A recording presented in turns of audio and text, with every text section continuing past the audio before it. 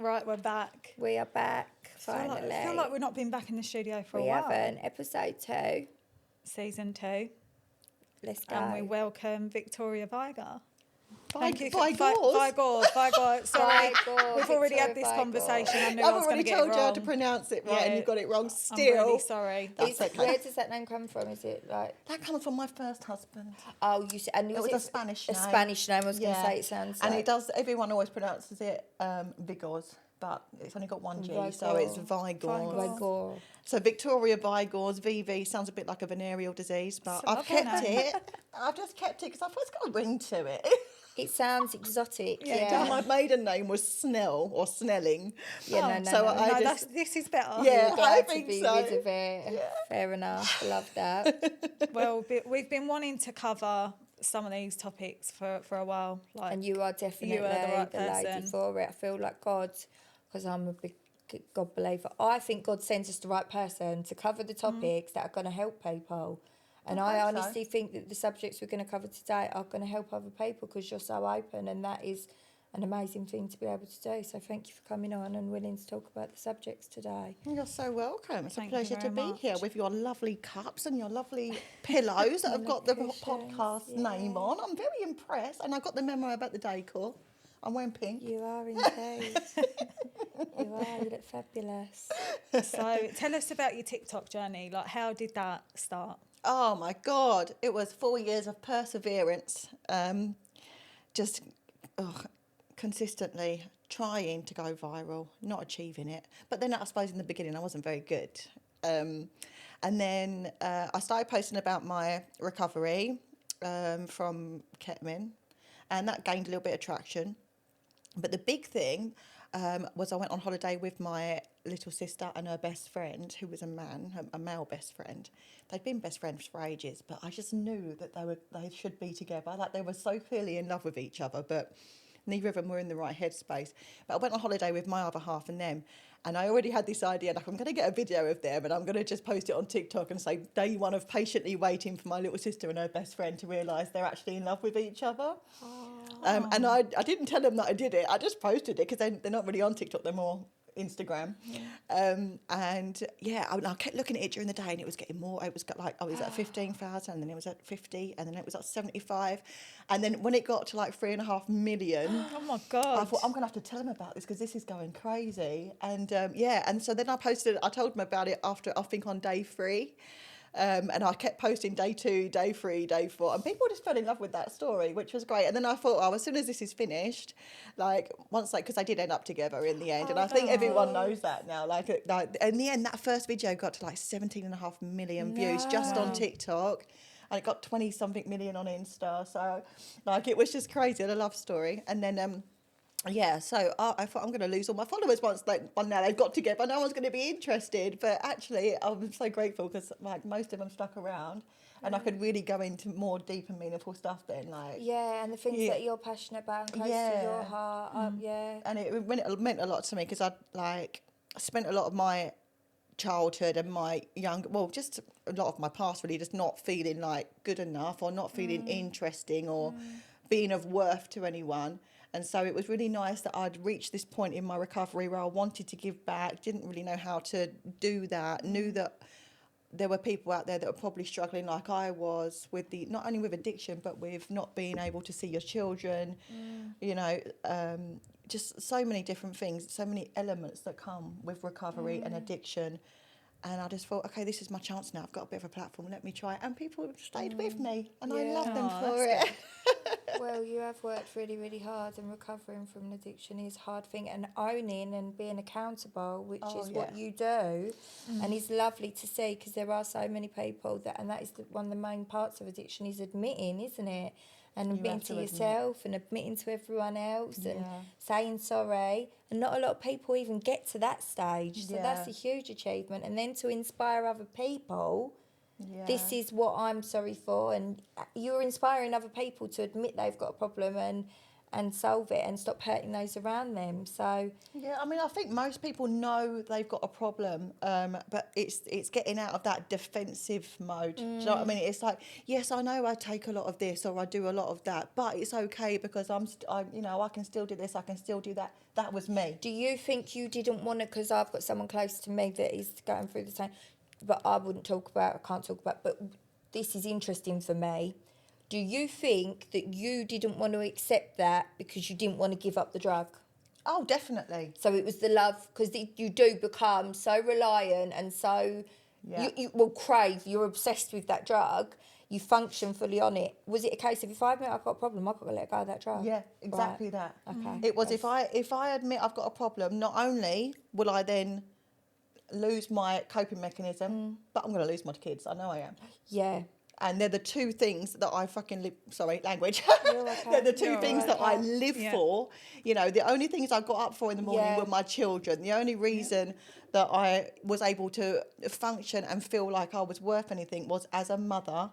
But in order to be content with that life, I needed the drug. It was just like a vicious cycle, you know. But it was like you can't admit it and keep the children, but I delusionally believed I could. I thought when I go to hospital next, because I went to hospital so many times, because once I was really in the peak of it, we're talking like 5 grams of ketamine a day, because you build up such a tolerance, like you need more of it just to get a tiny effect. But of course, you're still taking 5 grams a day, although the effects are not as intense as they would be if you didn't do it regularly. The effect it's having on your body is still as damaging. Yeah. And so the pain and the hospital visits I was having to do, and I naively thought, you know what, this time I'm done with it. I just want it to be over. I can't keep going through this. As much as I love the drug, the pain that I'm experiencing and the debilitation. So the side effects. And which you understand with your fibro. Yeah. Like, you know, when you can't function. I couldn't on Sunday. I was ended up in A&E. It just defeats the object. 'Cause I'm taking this drug so that I can feel like I'm a functioning adult, but then it's debilitating me So in which for a way week. was it debilitating you? The pain. Where do you get the pain? It was right here. It's called your bile duct. Right. So I don't have a gallbladder, and my gallbladder got removed years and years ago. Now, your gallbladder is what produces or it takes away all the bile. Right. And because I don't have one, my bile duct was trying to do the job of the gallbladder, but I was producing so much bile because of all the ketamine I was taking. It was causing so much acidity That's in what I was my going to body. say, is that because it's an acidy Yeah. substance, it's a high chemical. Yeah, and so it was creating this ball in my bile duct, which was it's not designed to stretch, and because it was having to stretch, it felt like just this ball of pain, like gallstones. I don't know if you've ever experienced I gallstones. haven't. It's meant to be like the most painful thing, like Yeah. worse than childbirth. And nothing is. I wouldn't say it's worse than childbirth, because with childbirth, you know, there's an end to it, and you're And you getting get so something out beautiful of it at the end of it, but with that, With you're like, gallstones, there's nothing you can do. You know that you don't know when it's going to stop. You don't know how Yeah. you try sitting up, you try laying down. You can't sleep. You can't eat. You know, there's just nothing you can do but just sit there and feel this pain. And the only thing that would fix it for me, I mean, I went into hospital. They were giving me morphine. They were giving me all these different things. Nothing worked. It The only wasn't thing that would working. work would be more ketamine. more. Let's just get back though, like how did the addiction start? Like what brought you to take that drug? I was always a bit of a party girl back in the day. I say I was a party girl. There was always a part of me that was deeply unhappy. I grew up with a stepdad that just didn't want me, didn't like me, and made it very clear from a very young age. I was 2 when my mum and him got together, 5 when my sister was born, and as soon as my little sister was born, that was it then for me. I was not even part of the family. Like you was treated different to your sister. I was Yeah. treated like a nuisance, you know. I was barely tolerated, and to experience that in itself is quite damaging. But then to experience it while witnessing your little sister being worshipped, you know, and God bless her, I love her dearly now. Like, but I hated her as a child. You know?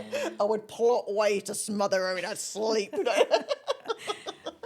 But and so feeling like an outcast and feeling like you don't fit in your own family it is traumatizing, because that's the one place you're supposed to fit in. That's the one place you're meant to be loved unconditionally and accepted. And I was put into many situations that I should have been protected by my mum, and I wasn't. And it was just overlooked, or, you know, I was used as a tool in so many ways. And then when I was told that I'd been abandoned by my real dad, and my stepdad used to say to me, "Oh, your real dad didn't want you. I don't want you. Nobody wants you." That's terrible. That's so sad, Victoria. My mum used to say to me, "Yeah, he just left. He didn't want nothing to do with us. That he didn't even try and get in touch with you." And then when I was 16, I found him, and I went and met up with him, and I heard his version of events. And by this point, I had witnessed my mum treat my stepdad the way with my sisters, like with his children. I'd seen the way she'd used my sisters with my stepdad as weapons and tools. And when I heard his side of events, it was basically I was just listening to him tell stories of what I'd already seen her do. So it reinforced the fact, you know what, he was trying to be in touch with me. He did want a relationship with me. It was you. It was my mum that stopped that happening. And then I found out I had another little sister, like a 5-year-old sister with the same dad. And I'd see him worship her, and it was like history repeat itself. You know, why does nobody ever love me? Yeah. So that's where I was. The cuckoo in the nest. Yeah. Where it's like the bird puts their bird in another bird's nest, and they peck it, and they don't want it there, and that it's like an imposter syndrome. Exactly that. Do you feel that's why sometimes you were saying like you lack confidence? I think that's probably where it stems from, and self-worth. Yeah, it's no self-worth, and I was completely insecure, because it felt like nothing I could do would ever be good enough to be loved by either of not even my real parents, like, but even the step-parent and my sister, and I just felt like I didn't fit there. Yeah. And so when I first started taking drugs, or when I was 18 before I took my first drug, and my first ever drug was coke. And I tried it, and I was like, and I felt top of the world. My first ever, I was like, what the hell have I been missing? This is amazing. I don't need anyone. I am the best. It's a confidence, you know, alcohol, coke, it boosts your confidence. And like you say, party girl, I used to be a party girl. I used to be out on the scene all the time, and that just gives you that boost that you need to feel the bollocks. Yes, and because I did you feel don't. The bollocks. No. You don't. And that's when I actually started, and that's when I started to create, I started to seek validation from men. It was like, oh, well, you know, these men think that I'm amazing, and that gave me self-worth, which is so unhealthy. Because, you know, let's face it, men will give anything a bit of attention. Fully, no. They think with one thing. To get what they want. They think with one thing. So then my drug journey was just, if I was going out, I was going to take drugs. And I wouldn't say it didn't become a problem at that time, because I had no responsibilities. I was funding it. I was able to fund it myself. I was never stealing or doing it, or you know. I mean, it was recreational, sort of weekend party drugging. But it was too much. You didn't do it daily. No, the cocaine. But every opportunity. Yeah. Have a drink, even on a Wednesday night with your mates. Or should we just get a little packet? Exactly. Then when I had kids, I got, when I put on weight with my son, put on 4 stone in pregnancy. When I had him, another big thing that my stepdad used to do was to always have a go at my mum for her weight and call her fat and say he didn't love her and she was ugly and she was hideous, and he used to poke fun at me for when I got a bit chubby and stuff. So I had this big thing about weight as well. So then I was like, and I couldn't afford coke anymore because I was just stay-at-home mum. So my friend introduced me to speed, and then I went on to speed for and I was using it as a weight loss supplement. But the paranoia will give you, I've seen people. And it was every day. I had to take it every day to lose weight. Yeah. So, of course, then I forced myself into this addiction. Then I ended up going a bit doolally with that. I got delusional parasitosis, where I thought that I had bugs crawling all over me. I felt like psychosis. I had stuff. Yeah. Oh. So I just laid off of everything. Did the weight loss work, though? Yeah, I lost loads of weight. I went down to a size 8. Oh, wow. But it's not recommended. I do not recommend it because it sends you. There's other things though now, isn't there? Whereas years ago, people used to take speed for weight loss. Yeah. People used to put. I remember in the salon industry I was in, they'd go put a little bit in a cup of tea, and you drink the tea. They'd get all their housework done, everything. Everything will God, be I was done. so You'll be skinny. You won't eat a thing. Yeah. Now you've got injectables Yeah. and things like that, which Much people more are moaning healthier about. But ways it of is a doing better it. way than that, isn't it? So then once I calmed right down, and then I had my daughter, and I had a very messy breakup with her dad, and it was devastating. I was truly in love with her dad.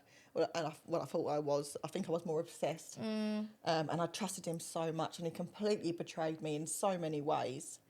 And it was really a horrible experience to go through. And that's when I started hitting the drink very hard. And then lockdown hit. And when I was drinking about 2 bottles of wine a day. I think most people were. Yeah. You don't even drink, but you was drinking in lockdown, weren't you? Having a Yeah. glass of red I wine think because with I see lemon. everyone else doing it, I thought I was missing out. Everyone on TikTok everyone was was just- drinking and making a laugh about the fact how much they were Yeah. drinking. Yeah. My partner brought back all the booze from on the party boats because he was like, well, it's not going to get used on the boats. And I'm like sitting there like, gin o'clock. Yeah. Do a It's bit of like, what homeschooling. time is it? It don't matter. because Time it- for gin. It was socially acceptable in lockdown. was. And now everyone's an alcoholic or a drug addict. know, So right? many people. But then, and I started putting on all my weight again. And so I was like, but I knew I couldn't do speed because it had sent me crazy. Yeah. What happened when it sent you crazy, the speed? Did you have to have hospital care then, like mental health attention then? No, I almost got sectioned. Right. But my mum managed to talk him out of it at the time because I went in there because I was so convinced that I thought I'm dying here. I've got some sort of parasite in me and I had all these marks on my face where I've been scratching myself, trying to wash myself clean. I was bathing in bleach, doing all this crazy shit, trying to make this skin itching stop. But yeah, my mum was like, "No, I'll take her and I'll look after her at mine." And I just went back to hers and I slept solidly for 3 days. Stopped taking the speed, and then miraculously, Thought, what can I go for now? No, but it all started going away. All of the itching. Oh, I feel better now. well, Time for a change. do you know what? Maybe it was the speed. Oh, God. But I'd convinced myself it wasn't. You know, it can't be that. I've been doing that for years. It's never done this to me before. I know. Acceptance is one of the biggest parts, isn't it? But yeah, so then I was drinking too much. I was putting on too much weight, and then somebody just suggested to me, you know that if you want to stop drinking that much and you still want a little buzz, have you tried Ket? Because I'd never heard of it, or I'd heard of it, but I'd never been around it. And I was like, no, send me the number. So Send me the number. send me the number. I thought I'll try this. And I was petrified because always do my research. I'm one of these, I do all my research and everything before I do anything. And I researched it when I was petrified of the K-hole. But then as I was doing this research, I read this research paper where in London they were giving ketamine infusions to help people stop drinking. And I thought, well, there you go then. If they're doing it in London. That's fine. Oh, yeah. I don't need to go to Harley Street. I've just got Dave. I've Dave down the done road. myself. Dave down the road with 3 teeth and 7 Basically kids. a prescription. Dave turns up on his bicycle. Yeah, I'm basically a doctor Basically now. a doctor, yeah. For fuck's sake. But it We works. do not recommend any of these things. Honestly, just don't learn from my mistakes. I love that you're like me. Like you make, you've got a really dark, like it's a dark sense of humour. It's very, and it I've gets got darker it. And than this. sometimes on social media, people are like, "Why are you laughing? That's not funny." And I'm like, "Do you want me to cry?" Like I will cry if I talk about these things and not laugh. Like I think laughter and joking is a really good way of surviving and getting through. It's a trauma response. Yeah, it is a trauma response. It yeah, is, because it's the only it's a direct kind of opposite of crying, isn't it? And it's like if you're not going to cry, what's the opposite of that? Laugh. Yeah. So and if you make people laugh about it, they're not going to feel sorry for you because we don't I want to. don't be want victims. people to pity me. Yeah. We made our own choices, all right? It's our fault. I took the kid myself. I wanted to. I love that rather than and then someone made me and go on. So what was it like when you rung this number? Yeah, I got that. So I done the first bump, and it was like instantly, and I hadn't had anything to drink that day, and I instantly felt like I'd had 2 glasses of wine, and I was like, oh, hello, this is nice. I was like, but I was able to do everything. I was like, and I just felt like it was like an instant antidepressant. Right. Like it was like instantly, I just felt like the world is a better place. Like, you know, everything had soft edges in it. Like not physically, like I could see straight, but So you still felt normal, metaphorically. like in yeah, yourself, I just felt like oh, life is good. I'm able to just like, chill. I've got no stress. I'm not thinking about my past. I'm not thinking about the things that I'm doing wrong in life. I'm not thinking about feeling not good enough. I'm just enjoying this little bubble. It's all floaty. And I thought, well, this is what I'll do then. And I won't put any weight on because I might be drinking 3,000 calories a day. So straight away, you're thinking this is great. And it Whereas was. I've heard a lot of horror stories with ketamine, to be honest. Like people I've seen do it in Ibiza, they've ended up in K-holes, unable to walk. Yeah, and and I've always been petrified of that. But like, fingers crossed. Well, I don't have to worry about it anymore. But I've never been in one because I was so scared of that. And my biggest fear was becoming incapacitated and or unconscious, and my kids not being able to unsupervised. wake me for anything, and thinking that I'm dead. And, you know, I would hate to instill any fear in them. So you didn't get greedy with it. See, I think what happens is because it is a party drug, people are drinking, they're drunk, and then they're doing it like they do cocaine. Like, you wouldn't do a line of ketamine, would you? No, I wouldn't. And the difference is... No, in general, like, people, you wouldn't... That's not how you're supposed to take it. I honestly don't know because I've never really done it around people. I only ever did it by myself. Oh, really? Because I was just it was lockdown. I couldn't go anywhere, so I just had it to stop me drinking. And of course, because I was using it as an alternative to drinking, I wasn't getting that. You weren't greedy drunk, sense so you where weren't I was like, I'm gonna do more, like people do with coke. Yeah. Right? Okay. And it worked absolutely fine. I mean, it was great. It was the answer to all my prayers for a while, for about 6 months. Right. Until I started getting those pains. And at first I just thought, oh, you know, it's like indigestion or something, but it got bad. Like the pains got so what is that bad. a side effect of it, is it? Yeah. Like, what everyone gets. So, I mean, some people it affects their bladder more. Yeah. And their kidneys. And kidneys. It all depends on the person. For me, because I didn't have a gallbladder, the first place it was affecting me was my bile duct, because my bile duct was being overused because there was no gallbladder to do that job. My bladder was affected in the sense that I needed to wee more often, but... Do you have any long-term effects? No, and I'm so lucky. I'm so lucky. I really am, because the amount I was doing, like, it's crazy. Like, there's so many people that I know that were doing the same amounts or less than me, but over longer periods, you know, they've got to have a bag now for the rest of their life. Yeah, because my friend, she's constantly having kidney infections, and when she's gone to the hospital, they've said, have you had a problem with ketamine? She don't even hardly drink. She went, no, why? They said, because a lot of people that have used ketamine, they end up with constant kidney, bladder infections, and then need a bag, like you say. Yeah. So for you to have been using that amount and got, away with not needing long-term medical attention, you are very, very lucky. Very lucky. Someone looking down on you. But I mean, I was at the point going to the hospital because I obviously never admitted that what I was doing. I just kept going in there with pain. Was you not worried they'd blood test you and work it out? Well, I knew that they'd blood test me, but they'll only blood test you. Oh, excuse me. they'll only blood test you for certain antibodies and certain parts of your blood. They'll only Did you do your research on this as well, Victoria? Of course I did. She knew. They'll only drug test you if you're specifically being tested for a drug. Like right, they'll only test you for. So you didn't have any fear. I never told them that I had any issue with. But do you think this is the lengths that you've gone to? You've researched what they'll test you for, so that you can still hide your addiction. Oh my God, the lengths I went to. Let me tell you. And after a few occasions of going in, at first the morphine would work, and at first the antibiotic or whatever they gave me, the infusions they would give me in the cannula would work. When it stopped working after about the 10th time, I'd be in the hospital and actually getting my dealer to pull up in the hospital car park, and I'd wheel my drip. I'd go in the lift. Oh my God! I would go down in my hospital gown, pretend I was smoking, meet him, get my little baggie, take it back up. And because I was paranoid about them seeing it in my nose or anything, I remember one day I was looking down because I had the cannula in, and one of the nurses had left one of those saline syringes on the side, and I thought, well, I don't, because I've always had a fear of injecting anything into a vein, petrified. But I thought, well, someone's already done that for me. All I've got to do is put it in the cannula. Oh my God! And I was looking like that, and I thought, I could do this because there's saline left in the syringe. I've got the cat in my pocket. I thought I'd better research this first. Oh, she's on Google. So I did.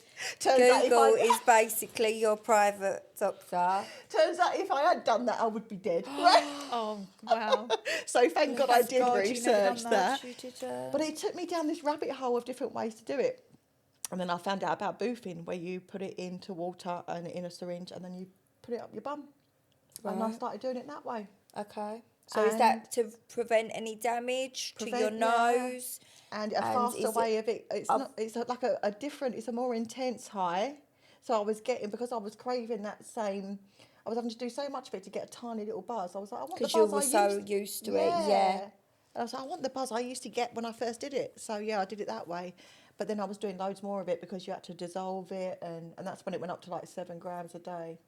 And then finally, the cramps and the pain, it was like, it used to come like every week, every couple of weeks, but then it started coming every time I stopped using. It was like, that's it, it's going to start. That was it. I was in so much pain, and I mean, like, unbearable, not even able to get out of bed pain. And it was just devastating. So I just thought, I've got to tell, because at this point I was like, I can't be a mum anymore. The one thing I prided myself on was always being a good mum. And there were days when I couldn't physically get out of bed and I'd have to phone their dads to say, can you come get them, because I'm not feeling well. And I was like, I'm not able to even be a mum anymore. Well, this is pointless. It's killing me. And so, yeah, I thought, well, I'm just going to tell the ambulance, because I had to call an ambulance. So I really thought I was having a heart attack because the pain was so intense. And I said, look, I told him everything because I thought I was dying. So I just said, look, this is what I've been doing. I need help. Please, can you help me? When I get to the hospital, naively thinking that they would. But they didn't. All they did when I got to the hospital was just call social services and get a psychiatrist over to me to say, because they said to me, they gave me gas and air when the ambulance came, because I was in so much pain. And I'd already called my friend to come pick my daughter up, because I was, I couldn't look after her. And I said, Deb, come and pick Roxy up. Was she small at the time? Yeah. She was about 3. Yeah, she was tiny. My son was already at his dad's.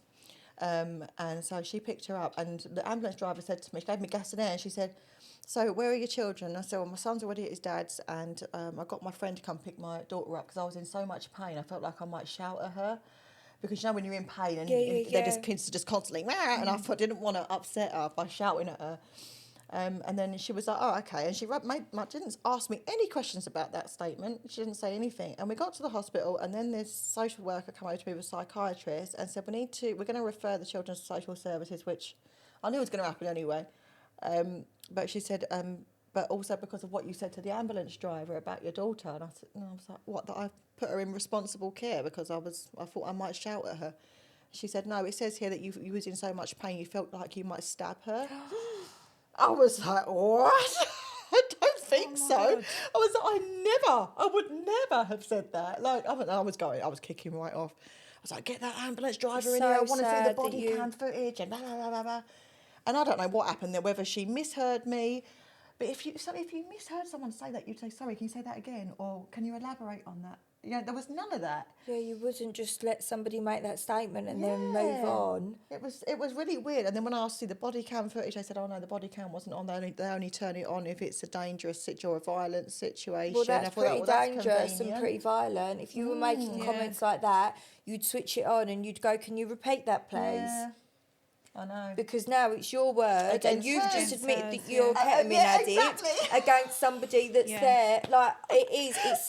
Do you know, I've dealt with social services before, Victoria, and I'm very, very open with people. I know they're there trying to do a good job, so I don't like to slag off any ambulance doctors. They're there doing a good job, but they're so far removed from somebody like you. They do have a little bit of judgment, and the things they used. I had a pair of slippers like this, Ugg slippers like this, and I went to pick up my daughter from school. Do you know that the nursery teacher said, Danielle's not well, she turned up in slippers.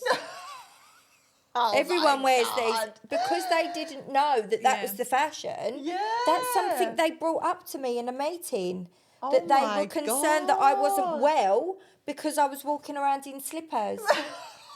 Oh, Is that really that much of a concern? There's plenty of people that are well that still walk around in if slippers. you were to say that now, if you were to say something that I would challenge you, and that's what should have happened, so that they were dead certain, because that's a terrible thing to say. That's a big statement to say. A bold statement. Yeah. So if any chance I had of keeping my kids anywhere near me while I went into recovery was taken away because of that statement. And I had no way of proving I didn't say it. The same way she didn't have any way of proving I did say it. But it's an ambulance driver against a ketamine addict. Yeah. I got no chance. Yeah. So yeah, it was brutal. It was really brutal. Like I had like 15 minutes to say goodbye. I got home and my daughter was asleep. Like I said, my son was already at his dad's, so social services had already phoned his dad and said, keep him there, basically. Don't let her see him until further notice. And then, I got a phone call as I got home. I got my daughter, she's asleep. And this woman said, oh, yeah, Dad's coming to pick her up. You need to say goodbye. You've got 15 minutes, pack what she needs. And trying to explain to a 3-year-old. Do you know what I mean? Who's having a nap. Like, waking her up and trying to explain to her while I'm in all this pain still. Well, I've just been told I'm not going to see my kids for God knows how long. Not knowing where I stood. Not really being mentally, you've just said you've taken 7 grams of ketamine a day. You're not mentally going to be in the right frame of mind to have that huge loss of the only things that you probably love and find unconditional love in that you've never experienced in your life. Did you not go into sheer you can't take my child? I would have just... Yeah, of course I did, but I had no choice because while I was still on the phone, I had my daughter, because I knew the problem was that it was my daughter's dad. I just knew that he would not let me see. He'd been waiting for this opportunity. And so I thought, I'm going to have a real struggle on my hands now, because he's going to do everything in his power to make sure I never see her again. And that was the biggest fear. I knew that my son's dad would want to work together. He would want to make sure that I got better. And I had, and I was screaming and I was crying, and he just kept buzzing and he just kept buzzing to and pick buzzing. Her up. And I'm still trying to wake the child just so I can explain to her, Mummy loves you, I'll see you soon. And the whole time I can hear him screaming downstairs to all the neighbours, like, she's up there passed out on ketamine, like, my daughter's up there. And I wanted to shout down to him, I'm absolutely fine, I'm just saying goodbye to her, like, give me a minute. And I just remember begging him as I handed her over, like, please, I know you hate me, I know we don't get on, but that she needs her mum, like, please don't take her away from me. And he just wouldn't even make eye contact. That was it. And I just kept saying, have a nice time at Daddy's. But must have been so traumatic for her, because I couldn't help being in hysterics. I just couldn't. Do you feel like it brought you back to your childhood as well, as like everyone being against you? You're like 100%. 100%.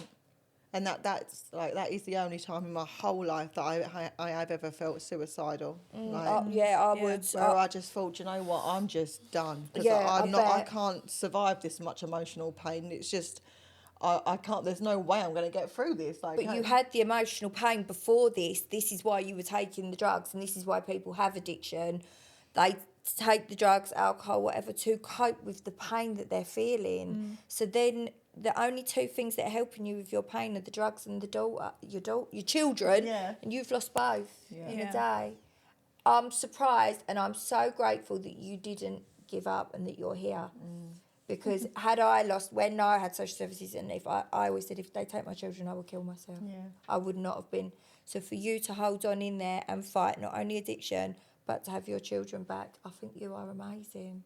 Thank you. You really are. Well, it was like I had no other choice, because it was either take my own life and just make all the pain end. But the only thing that stopped me from doing that was I can't not fight for my kid. My kids all know that I didn't even bother trying. I've got to at least try and get clean for them. You're so strong.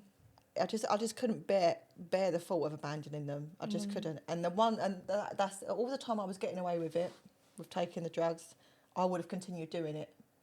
And I say now, taking my kids away from me was the best thing they could have done. Yeah.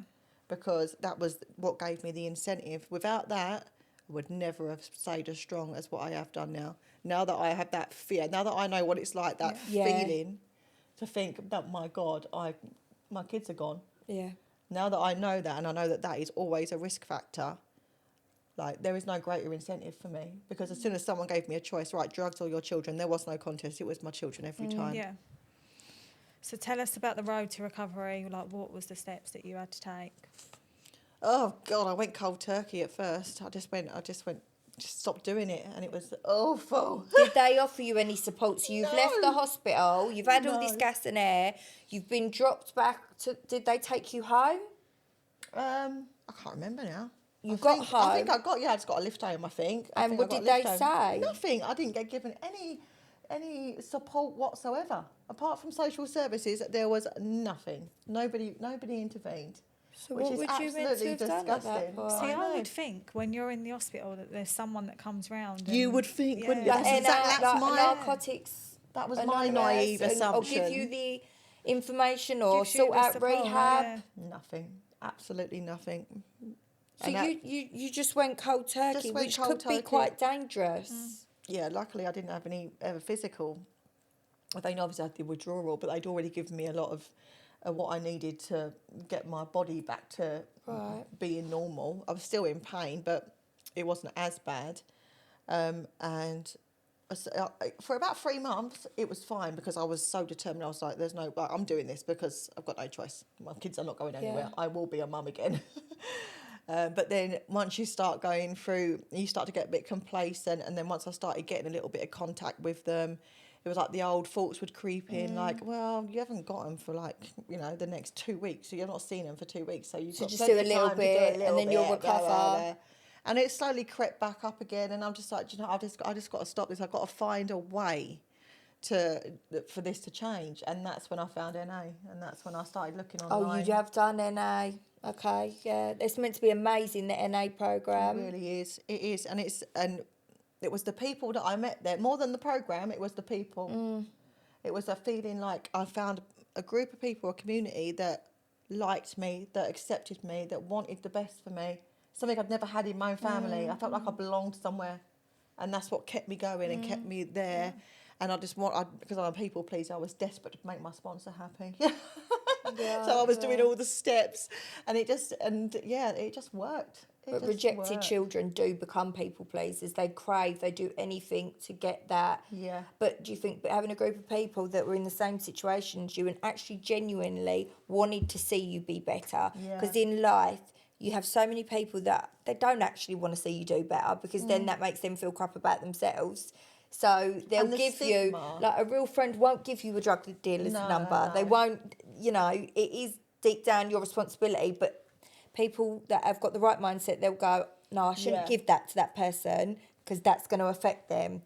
So And it's the stigma surrounding. I mean, it's when dads can't see their kids because of their lifestyle. It's not so much of a stigma, but when it's a mum, the stigma on you is so intense. And so I couldn't just go out in normal life and speak. I couldn't speak to my sisters. I couldn't speak to my family. Did everyone turn against you when that happened? No, they didn't turn against me. They were just sick and tired of it. Do you know what I mean? Because I'd been going through these cycles. I'd been the loudmouth, the party person, the one that was always too much. And they'd been telling me for years that it was too much and that I was excessive, and I just never listened. I just thought, this is me, accept me right as I am. Yeah. And then towards the end, I just completely shut them out anyway, because I thought, I don't want people telling me not to do what I want to do, So I just surrounded myself either just with myself or I only allowed people that were also doing drugs into my life, But then you had a group of people that were on the same path as you, so that when I went into NA and it was like I could go in there and I could talk about losing my kids, and I wasn't the only one. There was other women there that were going through the same as me, or had been through the same as me, and weren't judging me. They were like, instead they were saying like, well, this doesn't have to be the way. Like, there is a way forward. You can go back. You can be a mum again, rather than being like, oh, it's your own fault, you make your choices, you know. And I'm like, Yeah. well, I already know that. Telling And me that looking isn't down going to on help you, me. making you feel Like, do you not like think scumbag? Yeah. Like you already feel Do must you have not think felt that I like feel that. like I want to die? Like, Yeah. you don't need to remind me of why I'm here. I was the Yeah. one that made the choices, you know. Yeah. So yeah, it was that really helped me. And on the 25th of October, I was 3 years clean of ketamine. Yeah. Well done. Well Get done, girl. it? Huge achievement. Huge achievement. Was there anyone that said to you, like, well done for taking that step and doing what you done, like, to recover? My sisters. Yeah. My sisters have been so proud of me, and I never realised how worried they were about me or how much they kind of, they just missed me as I used to be. And I didn't think I'd changed that much, because you never do, because it's such a slow evolutionary process. Like, it just became me. This is just who I am. But it was my sisters, when they would say things like to me like, "Oh, I love being around you again," or like, because they say to me now, "I've got such a great energy and I've got a good vibe, and whenever I turn up, you know that I'm going to make them smile." Whereas before they'd be, "God, what's she going to do? How drunk is she going to be? What's she going to be on? What's she going to say?" Because I was just a foul mouth. I gave mean girl energy because I was just so bitter and resentful of life and everything. And How many sisters have you got? so 2 with the same mum, and then my Eden is my sister with my same dad, different mums that I met later in life. And they're both younger than you. Your They're sisters. all younger than me, yeah. They're the Alicia's eldest. only 4 years younger than me. Georgia's 16 years younger than me. So she's only 24. And Eden, I think Eden's 26 now. So, yeah, kind of different generations. I watched Georgia be born, which is weird. I felt like she was my baby because... Well, I don't know why my mother did that. Who has their 16-year-old as their birthing partner anyway, please? Trauma to, probably I to know. put you I off. don't need to see that. Probably to put you off of having best contraception, that, Oh isn't my it? God, it was So traumatising. the steps, how would you recommend for the people watching that have got, you know, problems with narcotics? How do you get in touch with these people? With NA? Yeah. Oh, NA is easy to find, or AA. If you just Google online, you can find a meeting online anywhere. Normally anywhere within a 3 or 4 mile radius. You just got to be brave. You just got to be brave, because nobody wants to go into a physical meeting. They all want to cop out and do the online meetings, but it is a cop out. Taking that first step. I'd imagine doing it and cop-out. walking into that room is the hardest bit. Is that Oh, the hardest petrifying. bit? The first bit, walking in. Petrified. I was shaking. So, like, when you watch films and they're all sat round in a circle, is that how it is? Because you sit around. Well, not when you first walk in. It's like people having cups of tea and stuff like that. But then once the meeting starts, you either sit in a circle or you sit with like rows of chairs. There's normally one. There's the person that's hosting the meeting. There's normally somebody sitting next to them who is going to be the sharer. So they're the person. They've got a bit of clean time behind them, and they're going to tell you their story. They call it. They say it's how it started, how it progressed, and what life's like, what life is like now even. So it's like, you know, basically what I've done today is give you a little kind of glimpse as to what led on to addiction, how that addiction affected their life, and then what they did to get clean and stay clean. So then you listen to that story, and you don't speak throughout, and then at the end, there's normally sometimes it's a little break, and then you share back. So you'll put your hand up, and you'll kind of share with the sharer what you got from their story, what you can relate to, what you're grateful for. And there's a lot of talk of like higher power. A lot of people confuse it with God, or it's like it's a religious thing. That's what put me off going for so long, was because I saw that word God and I thought absolutely not, because I used to be such an atheist, like a real atheist. Because I was so, pity me, there can't be a God if there was a God, you know. That is the main question as a Catholic that we get is, why do these bad things happen if there's a God? And I'm like, because there is also the devil. That's obviously what you believe. Of course, other people can believe anything. For me personally, that's what I believe.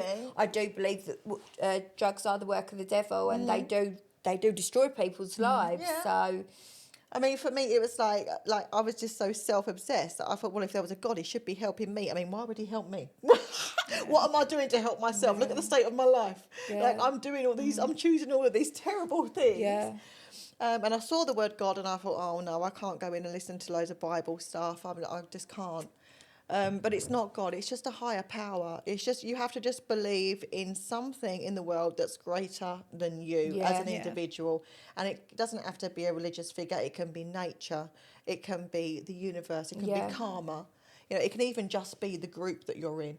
We had a joke in Narcotics Anonymous where it's like, if you don't believe in God, then use the group as your God, a group of druggies. G-O-D. I love that. Druggies, that's And funny. the power of the group is bigger than you as an individual. And so, once you get past that bit and you start to accept, you've got to be open-minded.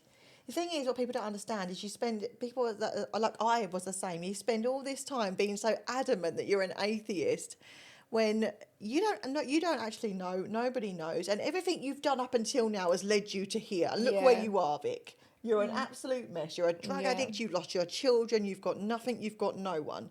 So maybe let's just try being open-minded. Let's try something a little different. Yeah. See how it works out. And the second I started to be open-minded and started to believe in putting things out in the universe, I started praying. I wasn't praying to a religious God, but I was praying just for the sake of praying because I got told to pray.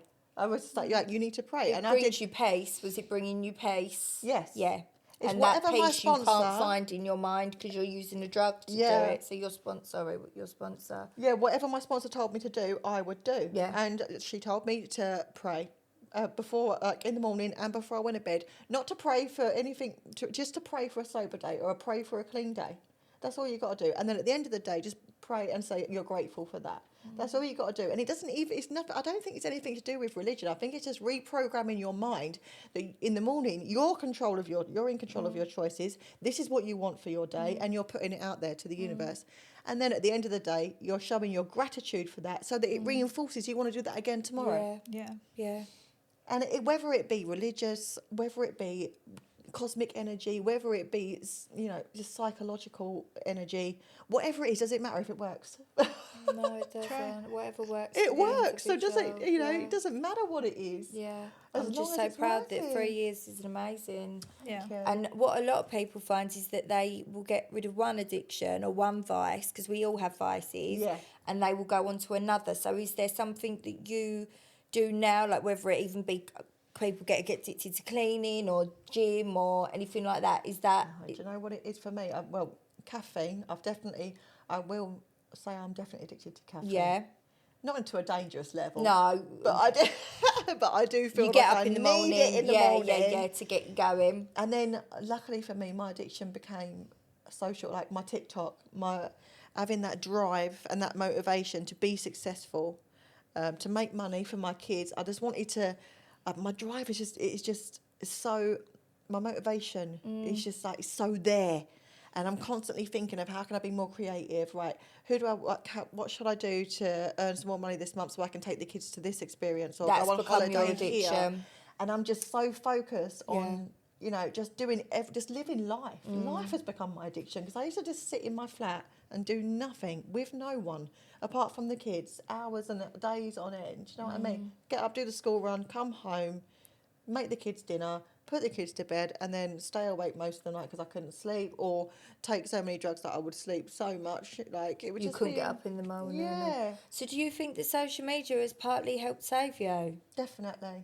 So this is what we had with our last guest, and I agree. I started doing social media in January, and I was so lonely and I was so depressed, and I was drinking, and it really I've got online friends that I can talk to. They'll check like how you feeling today, things like that. So it's a great thing to hear because we hear so many bad things about social media, but you've really... Oh, I've had my bad sides as well.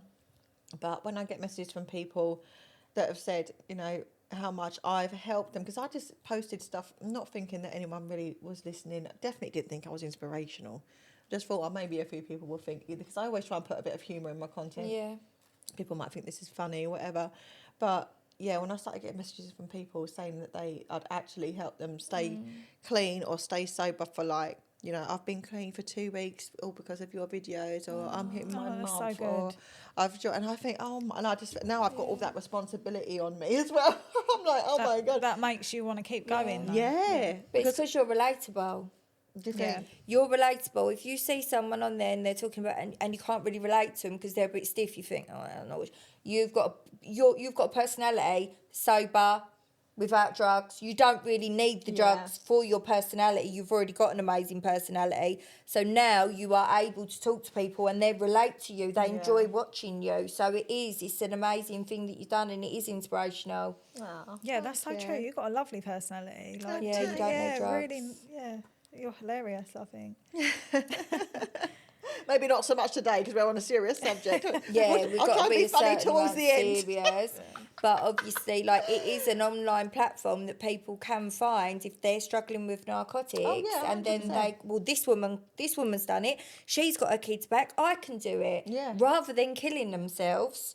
And also the other thing that I really want to stress is that your relationship with your kids as a mum, if you've had a strong relationship with your kids up until the point that somebody's intervened, then I always used to really panic and think my kids ain't going to love me no more. They're going to forget who I am. And as if each month went on, I'd just become more and more detached from the thought of my kids and me ever having that relationship again.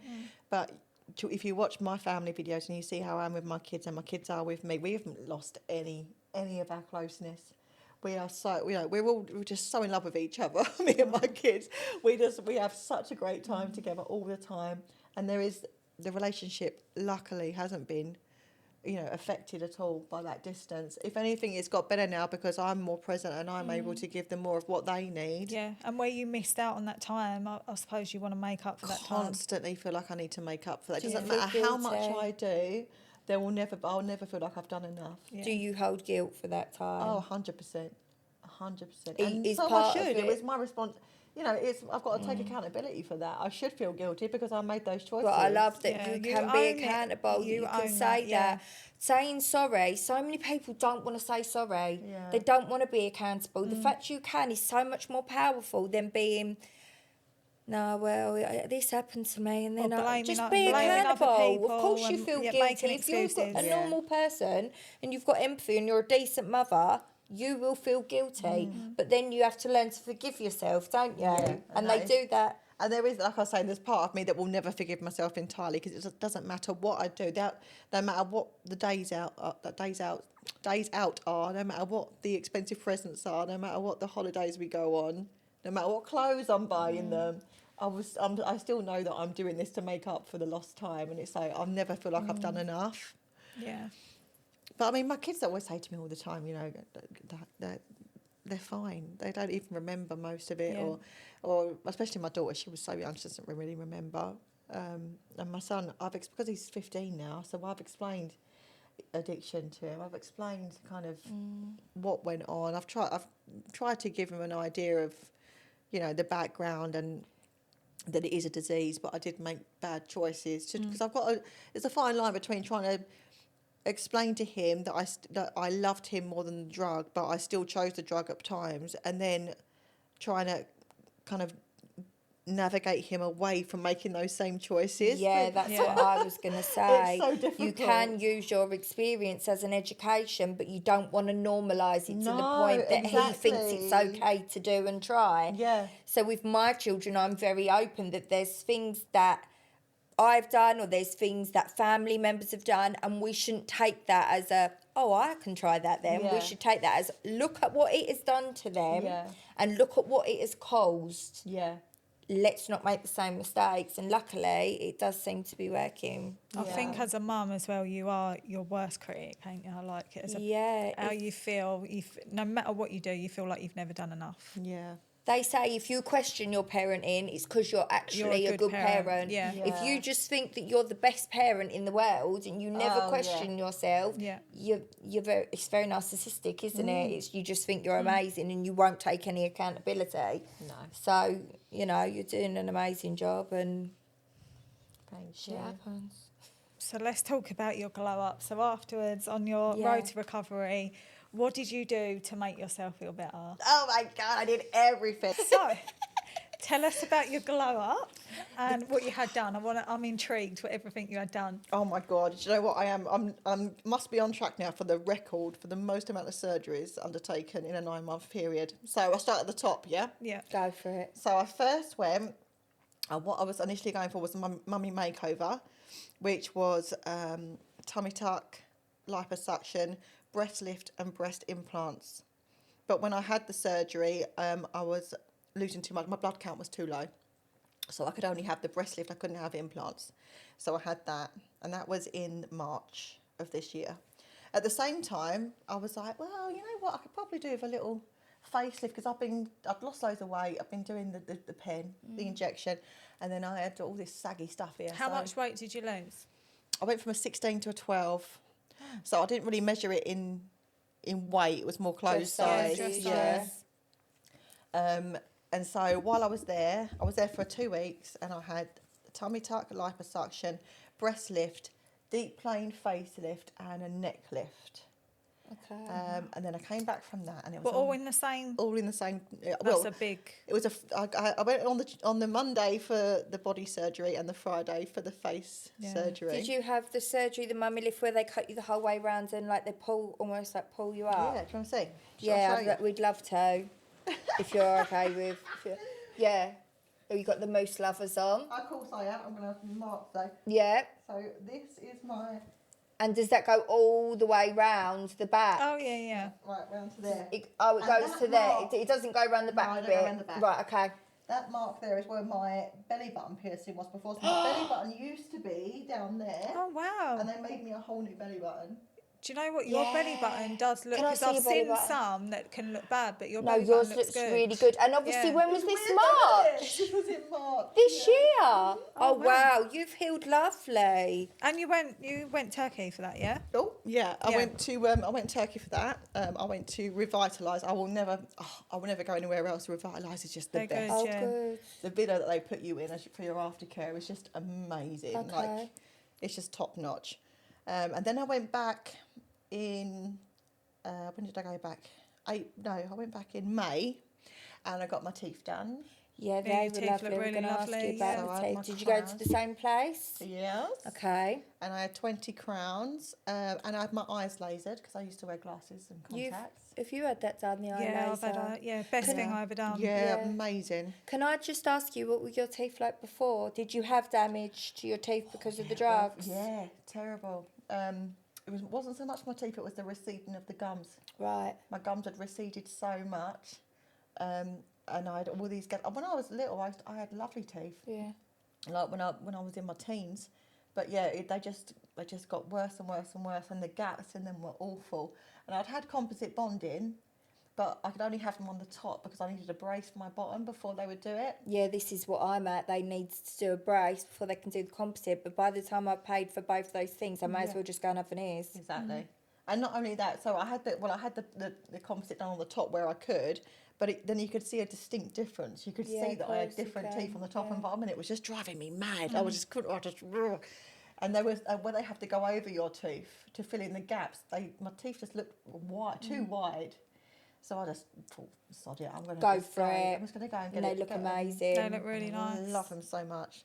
Yeah, so then I had that done. And then my final trip was in September, where because I'd done the 6 months. You have to wait 6 months after a breast lift before you can get implants. So I was like, I wasn't sure if I wanted them, but then after they all healed, and I was just flat as a pancake, and I was like, no, I definitely need some implants. So I went back in September and got my implants, and I had a upper bleph, and I had a labiaplasty, a designer vagina, girls. Right, yeah, so this is, we're sick. This is the We're main thing I want to interested in ask you about, to be honest. So, the designer vagina, Yes. it targets the outside of the vagina, Yeah, or can it do the They inside? can do the inside, but my inside's all right, My inside vagina's good. Yeah, it's all right. you And had I've had a few work- complaints You anyway. had work done on the outside, and And it wasn't even that bad. Like, to be honest, it didn't really need doing. But I thought, while I'm going under, I'm going to be under the anaesthetic anyway. I'm going to be having my boobs and my eyes done. I might as well just get it all done in one go, because then I'm going to stay there. It will save me the hospital trip. It will save me the villa stay. A whole new woman. Yeah. And it literally, I just had one side of my labia, because it was like, one side was fine, but as I was getting older, like one side of it was just seemed to be getting longer and longer. And you see these dogs when they got their tongues like that. Yeah. I thought my vagina was like. Oh, bless you. That was from childbirth, or that was just from age? I think it's just from age. Yeah, because I know some people have the designer vagina after they've had childbirth because they've torn quite badly. Or I was all right. I mean, with my son, I had a natural childbirth with my son, and I tore on the inside, but the outside was fine. I didn't even have stitches, and my daughter had a cesarean. So it was. I think for me, it was just an aesthetic thing, and I thought, you know what? What do they do? Just like cut it? What do they do? Do you know what? I should have asked, right? Because I thought that it was going to be cut and then stitches, but then when I saw it after, I couldn't see any stitches. So what I think they do is that cauterizing, you know, when they like burn it. Maybe, the burning of it. Yeah. Like your eyes. Like the eyes. Yeah, it must be like that. Yeah. But I was so surprised I didn't have hardly any pain. Like there wasn't hardly anything. After a few days, it got a bit itchy. You know, like when must hurt to weigh. No, it didn't. No, but maybe if I had it on both sides, and it would would have. But you remember your urine is sterile when it comes out, and like it's. Yeah, it can. I wasn't allowed to wash it for like 5 days, only with iodine. I know, what a track. And I was panicking because the surgeon was like, "Are you going to come in and see me so I can check you over?" And I'm thinking, "Yeah, but I haven't washed it in 5 days." Oh my god! I can't get that out. I know, but I got some iodine and I cleaned it with the iodine. Wipe, you know, Yeah, I did in the end. But I just got some swabs and iodine, and I thought that's going to have to do. I mean, it was fine. It wasn't as bad as I was expecting, but I was just like, they have to check for infection though, don't they? Yeah. If you get an infection down there, then it's not. I tore with my first daughter, and it did get infected. And God, yeah. So no, we don't want pussy purse. No, we don't want pussy purse. No. Jesus Christ. But I think other than that, I think I had 1 or 2 occasions where I wore clothes that were too tight and it made it a bit swollen. But nothing that was unbearable. I put a bit of cream on it and it was fine. Designer and my boobs, I bloody love my boobs. Honestly, I'm so in love with myself. I need an upgrade. That's what you need though sometimes, isn't it? Is to do things that make you feel great. And that's what I say to my clients when I do their treatments. I'm like, I want you to feel good, because when you feel good about yourself, you actually make better choices. Yeah, you're a happier person. You're happier. And I think you're a better mum if you feel good. Yeah. Like, just everything. You're just a better nicer person. Yeah. And I read a thing the other day that said, like, confidence isn't about feeling like you're better than anyone. It's about feeling like you can walk into a room and not needing to compare yourself to anyone. And that's so true. Yeah. Like, I used to always compare myself to everyone. I think, oh God, she's skinnier than me, she's got nicer hair than me, she's prettier than me, she's younger than me. You know, I used to always do that. But I don't really do that anymore, because I just feel like, you know what, I am who I am. Yes. I'm a 40-year-old woman. I'm never going to be 25 again. So there's no point trying to compare myself to a 25-year-old. But at least I am the best 40-year-old version of me that I can be. Do you think self-love? Because I found personally loving myself was a big deal for me to make better decisions. Yeah, and caring about what is in store for me and my future, and caring about what the effects that things are going to have on me and decisions are going to have on me. Because I used to be so like blindsided and just think about like getting through today and let's just get through today. And there's a big part of recovery. They say, oh, you just got to get through today, just for today. But I think I've kind of moved beyond that now. And I think, you know what, I used to only care about today when I was an addict. Like I used to, let's just get through today. When I first went into recovery, it was a similar thing. Let's just get through today. I've just got to stay clean for today. But where I'm so deep into it now, my whole lifestyle and my whole life perception has changed. Now I actually care about, right, what effect is this gonna have, this decision, on next week or on my children or on my career, you know, like, and I actually think about these things now because I care, because I can see light at the end of the tunnel, because I feel like I can make something of myself. I can be of value to the world. Whereas before, I thought, well, it doesn't matter what happens to me because I'm just a dredge on society. You know, no one wants me. No one loves me. I'm useless. I'm worthless. You had no self-worth, and now you have, which is amazing. And that's what you can't put a price on it. And when people say, you spent all this money on surgery, I think, you know what, you can't put a price on feeling content and happy with yourself and with your life. And, you know, it's priceless to wake up in the morning and feel like, oh, I'm so happy to be me and to live my life. And I look back on my videos I make, and when I do things, activities with the kids, or me and my other half go out and do things, and I think, I'm so blessed. I've got such a wonderful life.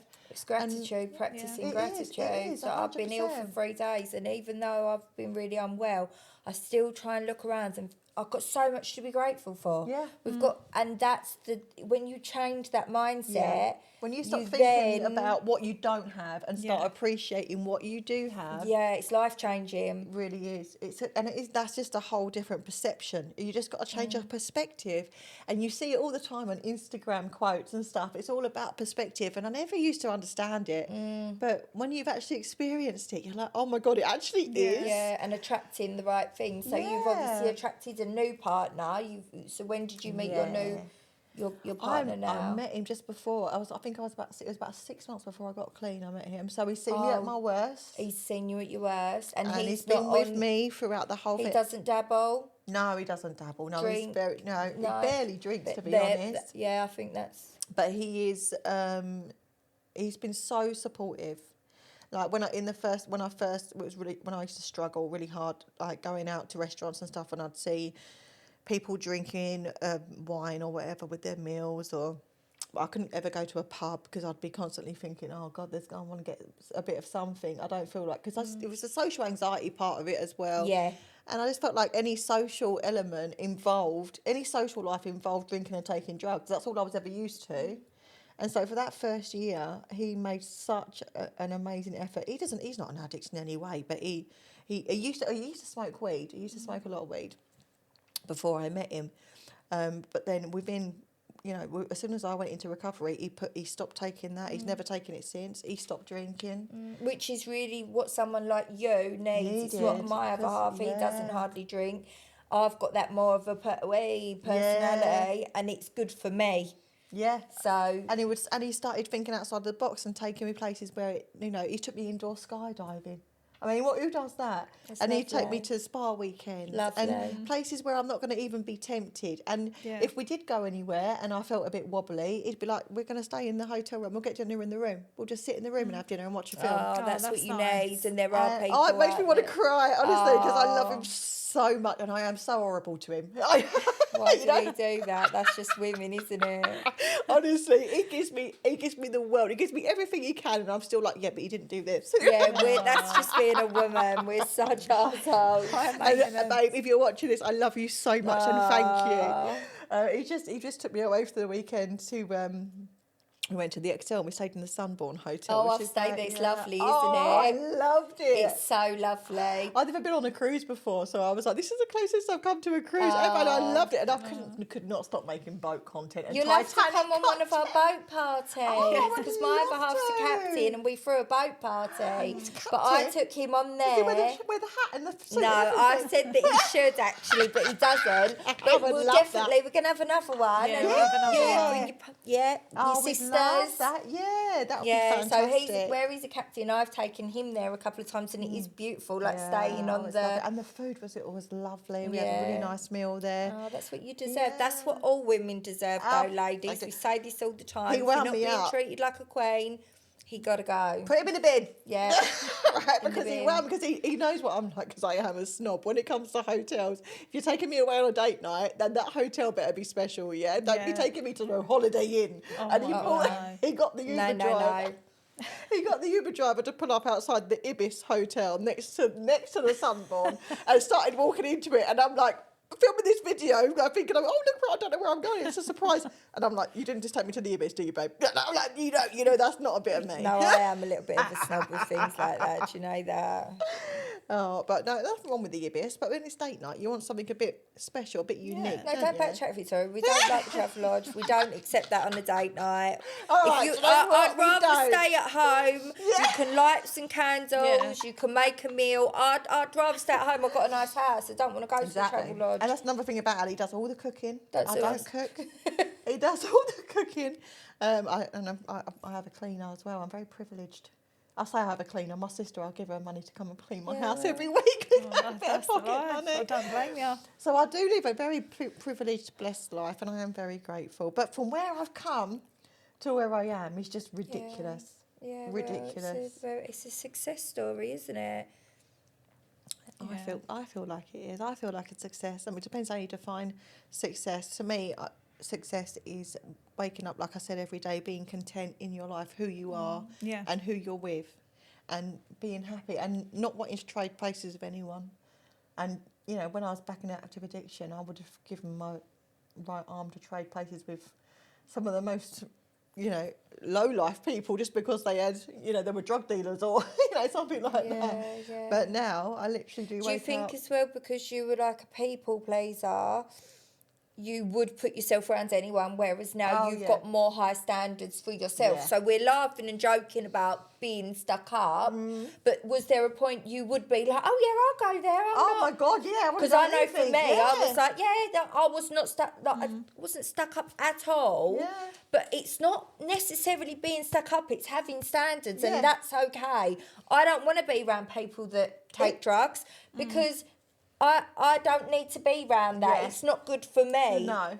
You do you. I'm going to do me, and I'm going to remove myself from the situation. It's just about the quality of life, and you know that if you're around people that are not necessarily taking drugs, because there are plenty of people that, you know, live a good life that do indulge recreationally. Yeah. But being around addicts or people that use it as, you know, that is their whole personality, like it used to be mine. Yeah. Your quality of life it's gone down to here, and I don't want that. I don't want to be around that quality of life because I feel like it takes my energy. Like I feel like it zaps my energy now. Like I want to be. The only time I'll be around that sort of person is if I'm trying to help them. Yeah. If I'm now, you know, an accomplice or, you know, an enabler, or I'm just, you know, part of that. I don't feel like I fit in there anymore. You've got them boundaries. I don't want to. I don't want to. You don't want to fit in, but before you wanted to fit in everywhere because you don't want to lose people. You want to be accepted. Now you're like, you've got your boundaries, and you wouldn't have that around your children. No. Oh, God, whereas, do you think maybe I know for myself, my lines of what was acceptable were blurred. Yeah. So definitely. I was like, oh, well, that's okay. Yeah. But now I'm like, no, I'm not having that around my kids. Yeah, exactly. I wouldn't put my kids around around anyone now that does drugs, which is ironic because their own mother used to do it. And I said I did it around them, but I never did it. They never witnessed anything, thank God. I was always responsible enough to keep it away from my children. And they just thought that was my personality, you know. Yeah. They just thought that that's who I was. But they see a different side to me. Though they love the me that I am. Mainly, should they say, because I'm not so sleepy anymore. My daughter always says to me, "You used to be so tired all the time, Mummy." And I'm like, yeah, I did. I did used to be a very tired mummy. Do you have like ADHD? Yeah, you do. Yeah. So do you think that when you've taken drugs, obviously ADHD, you've got impulsive behaviour. Yeah. And I find that, and self-medicating, that's what I was going to say. So that's what I found with most of my friends that have addictions. I've got a good friend at the moment, and he's going through NA, and he's found NA amazing. But he's got ADHD. He's always been impulsive, and it is self-medication for the pain of and it's not just the pain. Trauma. The pain of trauma, definitely. Like I think when you've got ADHD or when you're neurodivergent in general, you find those sort of traumatic childhoods more difficult to process because you can't understand them. And for me, like I said, it was when I became a parent that is when the whole switch thing. I was like, whoa, like being a parent, like loving my children and protecting my children isn't a choice for me. That's like an instinct. And then I thought, but my mum chose. That was a choice for her. And my dad chose. That was a choice for them. And I couldn't. That's when I started to think, right, it's not me. It's my parents, because this is not normal with the way they treated me. And I think when it comes to the neurodivergence as well, because back in my day, right, you know, back during the war, being ADHD or autistic, because my therapist thinks that I may have Asperger's as well, but I've never been tested for that. But those sorts of diagnoses only came with real intense symptoms. You know, you had to. It had to be really obvious before a doctor would say, "Oh yeah, you've got this, you've got that." It went undiagnosed for so many women, especially of my generation.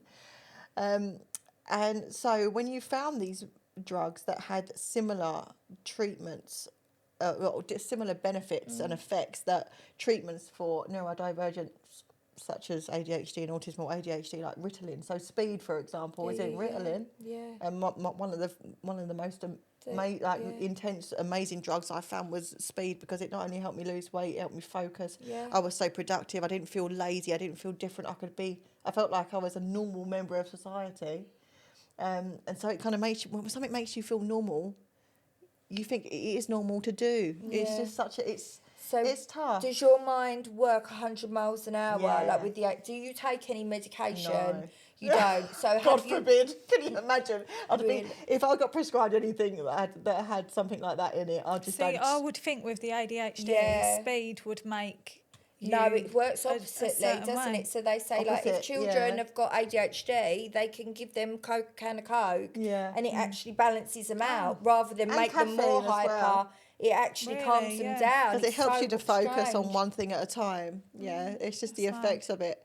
And so I genuinely believe that one of the reasons that my speed addiction was I stayed in it for so long was because I had ADHD and didn't realise. And it was giving me all the benefits that I wanted with the weight loss, but also helping me You're self-medicating. I find that so much with addiction, that the underlying issue is ADHD and trauma together. So did the doctor or did your therapist not recommend that you take like a medication for the ADHD? I mean, my therapist did recommend that I go and get an official, because I got diagnosed by my therapist, my psychotherapist. That I go and get an official diagnosis from like a doctor. But the only reason I'm going to do that is if I want to get the medication, and I don't trust myself with the medication. Oh, really? Because I know what will happen. I'll tell myself, oh yeah, I'm allowed to take this, so it's fine. But if it works well enough, won't trust myself not to keep giving myself more and more and more. Oh, you'll take more than you've got that. You'll it's take just not more worth than the risk. It's not now that I'm back to. Now that I'm at a place where I don't need anything, I might be a bit loopy and I might be a bit energetic. No, it's just if you can't switch off. Like, do you have those times where you can't switch off, you can't regulate? Oh, yeah, all the time. I'm not but very if good you're when coping, I get angry. I'm not saying to take that. I'm just interested in, is there something that to help regulate you? I mean, I'm on antidepressants. I'm on sertraline. That's what I'm on. Yeah. So I find that honestly, it saved my life. Yeah. And I had 3 days without it last month, and I was just crying uncontrollably because I think that trauma. I've had psychotherapy, but that trauma doesn't go away. No. So that sertraline just takes the edge off of the trauma and the living in the past, and then you're able to be yourself and the better version of yourself. So, how much do you take? 100 milligrams. Yeah, same as me. I tried to go up to 150, but it was too much. I didn't like it. I literally couldn't feel any emotions. No. But yeah, 100 milligrams is perfect for me. Yeah. And then I take melatonin to sleep. So do I. Yeah. And I've got right into reading recently. I've got a Kindle now, and I read before bed because I'm all cultured now and shit. I read books. No, but honestly, I literally think I'm like sitting there last night reading my homeopath book and drinking my mint tea, and I'm like, oh, check me out, the retired party girl. Yeah, I know, right? And you actually start getting that noddy thing when you feel tired. Yeah. I never used to have that ever. I mean, obviously, because I was on speed for 10 years, I ain't going to get tired, am I? But do you get a buzz out of living a normal life? Yes, I'm like, get a buzz out of, look how normal I am. Like, look how PG I am. I get a buzz out of getting up when I do that nodding thing, and I think, oh, I'm falling asleep all naturally and shit. And then I wake up the next day and I think, I fell asleep all naturally and shit last night. Yeah. And I slept so well. Yeah. I love it. I love my little life now. I really do. Yeah, well, that's good. That's so good that you're happy, and thank you so much for coming. I just got one more question. What did you think of Bonnie Blue when you met her? Oh, yeah. Oh, Bonnie Blue. Yeah. No. Where did you meet her, first of all? I didn't know that you had. I think. Tully's? Yeah, I went to Tully's press night. Right. And I was just in the queue and I saw her, and it's funny because I went to Tully's press night with my son, he was 14 at the time, well, he was nearly 15, and my sister, and me and my sister ended up, we were in the queue, and I see her, and I was like, oh, I couldn't control, because I won't say I fangirled, but I was like, I know who she is, and I was like, I got a lot of respect for her as a businesswoman. I think the woman is a genius when it comes to marketing. I wouldn't do what she does in the sex industry. Like in sex work, she takes it a bit too far, but that's her choice to do that. And I'm not going to judge her for that. If that's what she wants to do, she can do that. But the way she's gone about it has been very clever. And it's got her a lot of hate, but it's going to make her very successful. Anyway, so that's my feelings towards her. So I was like, oh my God, I was like, what the fuck is fucking Bonnie Blue? Like, I couldn't believe it. And it came out of my mouth so quickly and so loudly that she heard. And I was like, oh, hi, Bonnie. I was like, I love you. She went, yeah. Oh, she went, yeah, it's that slag. She immediately thought I was going to start having a go at her about something. I was like, no. Do you know what I thought? love you. Does she have like any security or anything? Because she a was lot of just with people her. will hate her, didn't they? As soon as I said, oh my fucking God, it's fucking Bonnie Blue, couldn't she be thought, because I nasty swore, to she Yeah, thought, I couldn't know. I couldn't be nasty. I mean, I don't agree with the example. I think people can work in that industry if they want to. That's totally up to them. It's their body, it's their choice. But I do think it's setting quite a poor example for the men that are queuing up. I just think... well, this is my argument. That's There's one Bonnie Blue in the world that's willing to do this for millions and millions of pounds, and yet there's 1,000 men in the world that are willing to queue up and do it for fucking free. Yeah, exactly. And that I tells think me the men are that just that as is bad. true. I do think the men are just as bad. No, I think the men are worse. Yeah. At least They're she's doing queuing it for for hours. a reason. They're queuing for hours. Like, I would be so voluntarily for no money. Like, you're just doing this. Like, at least she's doing it for an mortified if I knew incentive. somebody that was there queuing up, like seriously. At least she, like you said, at least she's walking away with millions of pounds. Did That's you the whole hear that reason she's she's doing married? it. There's rumours Nah, that she's she's not actually married, or she was married. Like, I think she was, She was married with someone. But it does. She's Some people beautiful. want that lifestyle. She wants clearly that money lifestyle, and if that's her drive, I don't believe for a second she's this sex mad thing that she makes out she is. she enjoys it. And she got. I think that is a front. I think that's an act. I believe She that's puts an on act. a character. Bonnie Blue is a character. character. that she Fake it puts till you on. make it. That's what she... I think She she's puts it literally on. going, I'm going to retire. They ain't going to have Yeah. no problems putting my heating on. She's like, I'm going to evoke as much rage as I can. I'm going to clickbait. bait as many It people as is, I can. yeah. I'm going to say the most outrageous things because in 10 years, no one's going to remember it. We've said that about the podcast. We could come on and we could talk about certain things that would attract so much attention, but we seek respect, not attention, because we think it will respect is meant to last longer. So There you go. But she doesn't need that to last longer because once she's made her 50 million, Well, yeah. like she can just retire and no one has to ever hear of her again. No one will be but talking everyone's about it in gonna 10 know. I years. just think it's more our family, though, like the everyone's shame. going to know for life, aren't Well, they? I said to myself, I'm like almost fangirling over her, and I'm like, oh my God, can I get a picture? I'll keep it in my vlog. What did your son say? And I was, as I walked away, I was like, I said to Riley, I said, did you know who that was? He went, yeah. And I went, what? How do you know who that was? He went, I've got TikTok, Mum. And I'm like, yeah. My all son's right, just going, you better not post that, Mum. Because they're like... funny. I said to him, you know what, son? No one's going to believe you in school on Monday when you go to school and say, oh, yeah, by the way, I met Bonnie Blue on Friday night with me mum. And they'll be like, of course you did, Riley. Yeah, of course you did. Oh, God.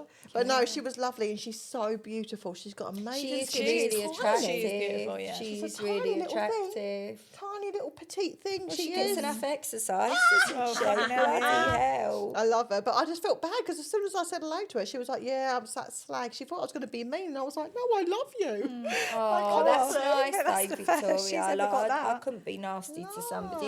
Yeah. It's her choice. It just, yeah. I'm a strong believer in it's your body and you do what you want with it. And, you know, there's within reason, as long as it doesn't involve animals or children. Yeah. As long as it's all consenting adults, it's up to you. Let's just cover one more thing because I feel like a few people have asked me about it and I'd rather have someone that's also been through it as well. Yeah. The upper lip, what do you think of that? Do you think it was so good and so easy to go through? Oh my God, easy. Yeah, it's easy. It was so easy. Like, I get so many questions about it and people think it's a big thing, but it's over in No, seconds. I wouldn't even have known I'd had it done if I didn't have black eyes. Yeah. Like, oh, I you did wouldn't- have black eyes? Well, I had like just purple around here. Yeah. and it was a bit itchy, but because I had tape on and stitches. But other than that, I wouldn't have known I'd had it done. There was no pain whatsoever. Did yours bleed? No. Yours bled Mine quite was a bit, bleeding, didn't they, yeah. when we was driving home? Ours were like... Oh, really? Yeah. But then I think I had it done too early. I don't think it's made so much of a difference. I personally would have liked a few more millimetres taken off. See, I feel like you're always going to pick faults that, like, the more... When I first had it done, I was like, oh, this is so good. Like, I feel like even the wrinkles I had at the side of my eye, they've gone because it was obviously skin. And as time's gone on, I feel like I keep looking and I'm like, do you know what? They could have took just a tiny bit See, more. I look at your face and I'm thinking, God, your Botox is amazing because you literally have got no wrinkles. See, I don't even know how old you are. Do you let people know how old you are? Yeah, I'm actually nearly 35. Yeah, I'm 34, nearly 35. But I feel like my eyes here, I more wanted it for that bit, but my eyes here are getting heavy now. So I don't know whether that's like... That's It's the the Botox. Botox that That's makes the the eye Botox. heavy. So obviously if you can lift your eyebrows to a certain extent, then you are lifting that skin up. Yeah. So people go, I've got a heavy eye because their head doesn't move anymore. And we get this in comments all the time. They don't look interested. Our faces do not move. Your We face, are very your face don't interested. move. No, it Yeah, don't. I've got some movement. Mine's due at the See, moment. I've had Botox and mine, but the thing I was saying to you earlier, I think I've become immune to it because I've had it since I was 30. You sometimes need to change the brand. So 10 years now. Yeah. But my surgeon said to me, because I said I want the upper left because like this bit, only on one eye, everything's always one-sided with me. No, the right Labiaplasty. But one eye, this one like felt like it was hanging down. And he said, that's not your eyelid, that's the Botox. Stop having Botox here. This is what I'm thinking. But then I stopped having Botox here, now look at my head. So it's a lesser of two evils, isn't it?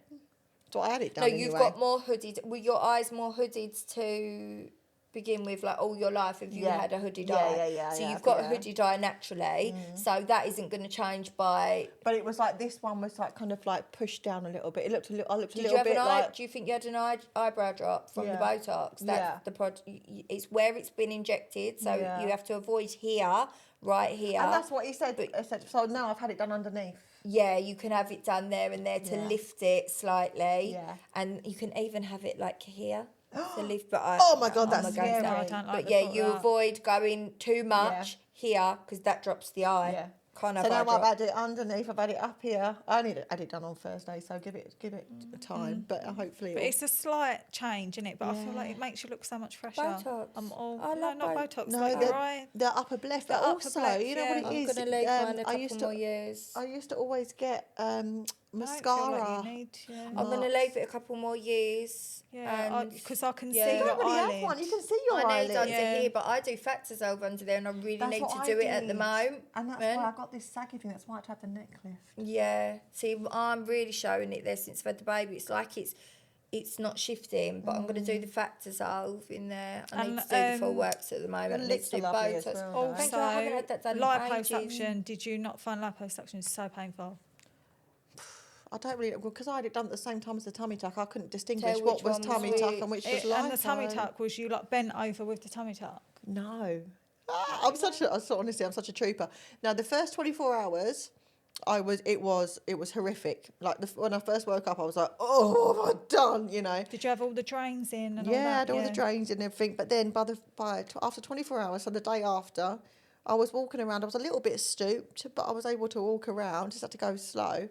By day 3, I was absolutely fine. And I was walking upright, and I didn't realise that you're supposed to walk bent over because, like, I do like that. You're meant to walk like a little old lady, even if you can walk upright, because the stitches, if you stand upright, they pucker. Don't wanna, like, tear And you're them. meant to, like, keep it. And I always thought, oh, look at me, I'm double hard walking around. Like, But you must have a high pain threshold, Victoria, with everything you've been through with that Honestly, recovery. yeah, That's meant to be torture, let alone coming off 7 grams of ket. Like the I pain think that you must might have been be what in. it is, because I spent so many years, or so many months, not years, I spent so many months in like such torturous pain from the ketamine withdrawals that maybe my brain now doesn't, it's got such a high tolerance. It's either that or I've got a really good response to like pain medication, because I've never had an addiction to anything. I've never really taken pain medication until I went to Turkey, and they don't give you opioids because it's illegal in Turkey. Oh, opiates. Yeah, really? because they're trying to obviously avoid an epidemic of opioid addiction. Right, So they yeah. don't give you opioids. They give you something else. I don't know what it is. Maybe I just have a really good response to that because I've never had it before. But as long as I kept up with my pain medication, I honestly thought it was all a breeze, all of it. But even when I had a cesarean, to be honest, I didn't think it was that big a deal. I don't know, maybe I'm just superhuman, maybe. So if you've I'm got any superhuman. advice to anyone right now that's watching this and they're going through addiction, what would you tell them? First of all, you've got to want to stop yourself. If it's never going to happen unless you are faced with a life-changing consequence, which is either death, for me, loss of your children. You've got a lot of the time you've got to reach rock bottom. I would advise that you don't get to that point. Try not to get to that stage, but it will happen. It's inevitable. If you are at a point now where you do need help, get to an NA meeting. Stop being scared of them. It's not. No one's going to judge you. It's not what it looks like on the TV where you walk in, everyone's going to look at you. As soon as you get there, people are going to be putting their arms around you, offering you a cup of tea. No one's going to ask you any questions. They'll just be there to support you when you want to talk. And do it for yourself, because honestly, the best thing I've ever done in my life is putting down all the drugs and realising that there is a life to be had and that my life is good enough the way it is. And it just gets better and better. Finding happiness without the drugs, yeah. And you don't realise how good life can be and how grateful you can be for what you've got until you make that transformation. You just have to. It's so hard because I know that if I was me in active addiction listening to me right now, I'd be like, you're talking absolute bollocks, I'm not listening to you. What do you know? I need it. I needed to get through the day. You don't have my life. You haven't been through what I've been through. Maybe Do you not. think that's the addicts do have a lot of self-pity? Yeah, Like there's a oh lot of God, self-pity. so much self-pity. And it's so a very much. me when I've dealt with addicts So before. much But resentment. you don't know what I've been through. I needed Yeah, to... but do you know what? Everyone's had a traumatic childhood. Yeah, that's to some what I degree. say. All right, everybody's parents fucked them up in some way. You can't keep using that as an excuse now. As an adult, you're a grown-ass adult. You need to accept that it's your life and you're choosing to keep putting yourself through this cycle. So do you think that if people actually lose things, it is better for them in the long run? Like if, say, your mum or your sisters were to go, you're hurting us through what you're doing, and until you get help, we can't keep putting ourselves around it. Would that have shocked you into... No, not losing my mum, because I never felt like she really cared about me anyway. Not losing my sisters, because we weren't, towards the end, like for the last 10 years of my addiction, we weren't very close because I'd kept them at a distance. And I would have felt like they were trying to control me rather than help me. The only thing that would have worked for me was losing my children. That was it. Did they say anything to you, your family, though? Did they ever say to you, like, we love you and we want you to get help, or...? Yeah, I mean, my sisters always did, but I would always maintain that I'm fine. Like, there's nothing wrong with me. You don't need to worry about me. This is just what I like to do, and I'm happy doing it. I'm not hurting anyone. Right, okay, yeah. So looking back now, do you think... Yeah, oh God, yeah, I've got so many regrets now. But at the same time, do I have regrets? Because if I hadn't have gone through all of that, there is no way I'd be in the position I am now. I wouldn't be this close to my sisters. I wouldn't be this kind. I wouldn't be this empathetic. I wouldn't be this... It's humbled you in a way. Oh, completely. And I've got such close relationships with the people that I know now who love me for me. You know, I don't have close relationships with my parents because they shown their you know, what they're like towards their children in times of hardship, and their grandchildren and how much they care. And I haven't got time for it anymore. Now I'm only surrounding myself with people that I genuinely feel can provide the love that I give them. And like, it's like a reciprocation. Like, do you think, because I say this to my partner, I go, I am actually, when it comes to love, I need it like a drug.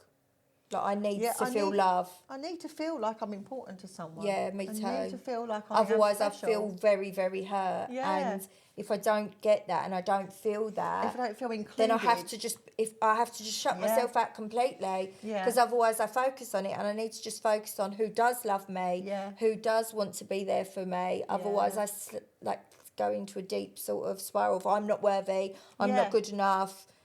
And it just, it just goes on and on and on. Yeah. And then you start to get bitter, and then you start to get resentful. But that's part of the 12-step program, is writing down, you do go with your sponsor, like all of your resentments, every single resentment you've ever had, which is why it takes such a long time. Like you do go through from being a child, from not getting that bike you wanted at Christmas when you were 5, up until yesterday. So it's somebody inner child cut me work, a lot of inner child work. It's a lot of inner healing, yeah. It's always, but the thing is, once you go through all your resentments and why they affect you so much, you start to get a pattern, and you start to understand more about yourself and why these things are so, why you find them so resentful. And it normally comes under a few different categories. So like you're being egotistical, or you're being selfish, or you're being, sometimes it's lustful, or sometimes and it comes to all this pride. It basically comes down to a lot of it of the 7 sins, which goes back to biblical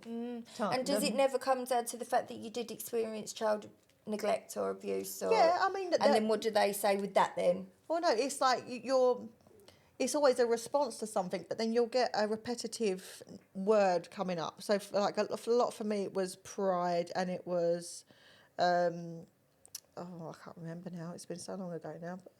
But a lot of it is to do with your being so self-absorbed and self-focused, and it's just you can't change your past. Yeah. You can't change the trauma you've been through. You just have to accept that you've been through it. But now it's causing you to become proud. It's causing you to become like insensitive. It's causing you to become selfish. Okay, I misunderstood that then. I thought you'd say what you resented and they'd say, well, you're being proud. I wouldn't respond to that, because I'd be like, well, no, actually, that was child neglect. So they acknowledge that was child neglect and pain and the trauma of that. But they don't allow that to say, they don't allow you to then say, right, so because of this, I'm going to act this way, because you have a choice. Exactly. You don't have to act it's that not way. an excuse. No, you can deal with it, you can accept it, and we can say, yeah, that was a terrible thing that happened to you. But you need to move on from that. Right. Otherwise, you're going to keep going in the cycle, Definitely. and again and again. Yeah. Yeah.